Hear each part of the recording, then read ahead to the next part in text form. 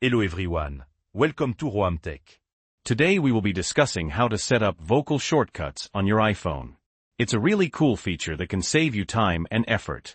First things first, we need to open the Settings application. Once you're there, scroll down until you find Accessibility, and tap on it. From here, scroll down again until you find the Speech section, and then tap on Vocal Shortcuts.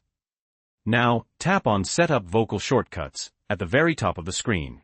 You'll get a quick rundown on how vocal shortcuts work, so tap on Continue to move on. Okay, now you need to select an action that you want the vocal shortcut to execute. You can even use shortcuts from your Shortcuts app. For this example, I'm going to use the mute action. Next, you need to type in a phrase that you'll use to trigger the shortcut.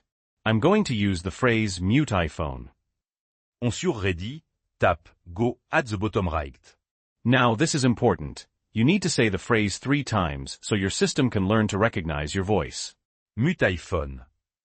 Mute iPhone. Mute iPhone. Once you've done that, the action is ready to go. You can either add another shortcut or tap on Continue. Here, you can choose whether you want to share your privacy features with Apple. And there you have it. You should now see a list of all the vocal shortcuts you've set up. In this example, I've got the Mute iPhone shortcut. So to execute this shortcut, I simply need to say the phrase, mute iPhone. And as you can see, the vocal shortcut has been executed, and it's prompted me on my screen. And that's how you set up vocal shortcuts on your iPhone. If you found this video helpful, please leave a like. And if you have any questions or comments, you can leave them below. Also, don't forget to subscribe to Roam Tech for more helpful tips and tricks. Thanks for watching.